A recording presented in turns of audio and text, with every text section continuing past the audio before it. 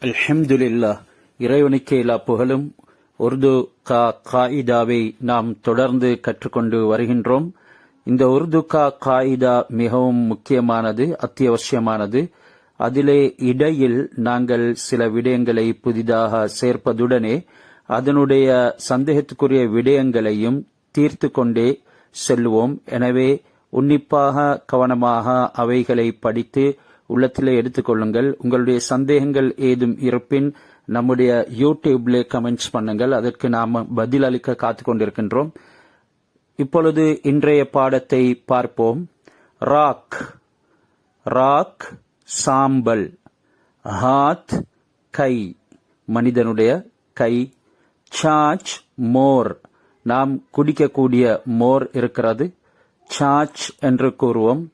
படா படித்தான். கடா குடம், நீரிறைக்கும் குடம், நமக்கு தெரியும் கடா.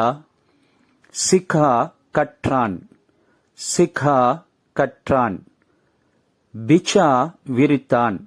பாயை விரிப்புகளை நாம் விரிப்போம், அதற்குத்தான் பிச்சா விரித்தான். கிலா உணவு கொடுத்தான், சாப்பிட கொடுத்தான். உட்டா எழுந்தான் அல்லது சுமந்தான். உட்டா சுமந்தான்.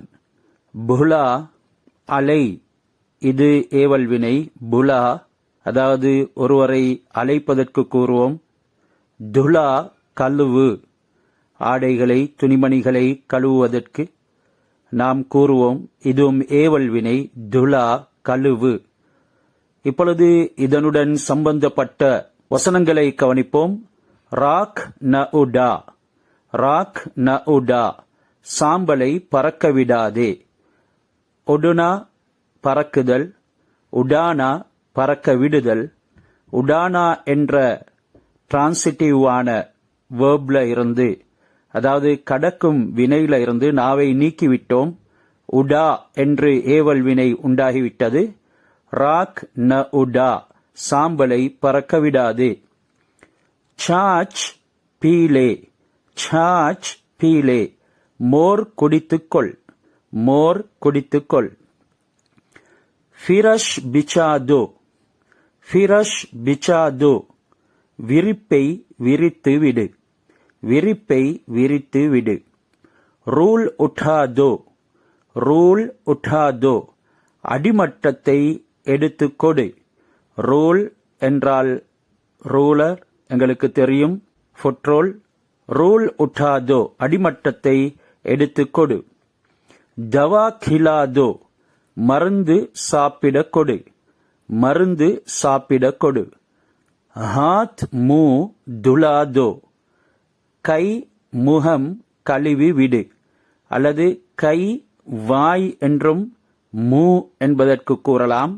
ஹாத் மூ துலாதோ, கைமுகம் கழுவி விடு அல்லது கை வாய் கழுவி விடு. தும்னே சபக் படா, நீங்கள் பாடம் படித்தீர்கள். தும்னே சபக் படா, நீங்கள் பாடம் படித்தீர்கள். கடா கிஸ்னே லியா, கடா கிஸ்னே லியா, குடத்தை யார் எடுத்தது.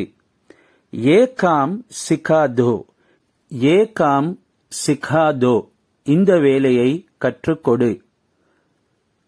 ஹுதா கோ, இறைவனை, அல்லாவை, தில் சே ந புலா, உள்ளத்திலிருந்து மறந்துவிடாதே. ஹுதா கோ தில் சே, இறைவனை, தில் சே இதயத்திலிருந்து, நபுலா மறந்துவிடாதே. சமஜ் விலங்கு, சமஜ் விலங்கு, அதாவது ஒரு விடயத்தை தெளிவுபடுத்திக் கொள்வதற்கு நாங்கள் கூறுவோம் சமஜ். சமஜ்னா என்ற மஸ்தர்ல இருந்து நாவை நீக்கி இருக்கின்றோம். சமஜ் என்று ஆகிவிட்டது. விலங்கு. இதர் இங்கே, இதர் இங்கே, உதர் அங்கே. படோ படியுங்கள். ஹிரோ திரியுங்கள், சுத்துங்கள். குலோ கரையுங்கள். பலி அழகானது. சுரி கத்தி, கிரி சூழ்ந்தது. படே முன்னேறினார்கள், ஓ படே அவர்கள் முன்னேறினார்கள். முஜே நான் என்னை எனக்கு, முஜே நான் என்னை எனக்கு. பிச்சே விரித்தார்கள், பிச்சே விரித்தார்கள். சமஜ்கர் படோ விளங்கி படியுங்கள், சமஜ்கர் விளங்கி படோ படியுங்கள். சமஜ்கர் படோ. இதர் உதர் ந பிரோ இங்கும் அங்கும் சுத்தாதீர்கள், இங்கும் அங்கும் சுத்தாதீர்கள். அபுன குலோ, அபுன குலோ இப்பொழுது கரையாதீர்கள், அதாவது கரைந்து விடுவது, சீனி மா கரைவதைப் போல. அவ்வாறே இது ஏதொரு காரணத்துக்காக கூறப்படுகின்றது. இப்பொழுது கரையாதே. உஸ்கி ஷக்கல் கியா பலி ஹே, உஸ்கி ஷக்கல் அதனுடைய தோற்றம், ஷக்கல் என்றால் தோற்றம், அதனுடைய தோற்றம் கியா பலி ஹே எவ்வளவு அழகாக இருக்கிறது. இங்கே ஷக்கல் என்பதனை பெண்பாலாக முஅன்னஸாக பாவிக்கப்பட்டுள்ளது.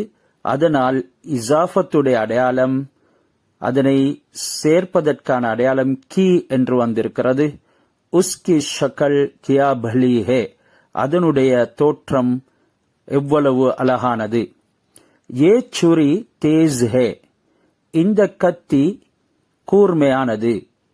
தேஸ் என்றால் கூர்மை.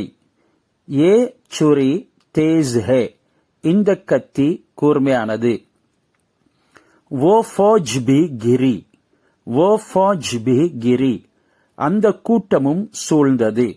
ஃபௌஜ் என்றால் கூட்டம், ஃபௌஜ் பி என்றால் கூட்டமும், वो फौज भी அந்த கூட்டமும், கிரி சூழ்ந்தது.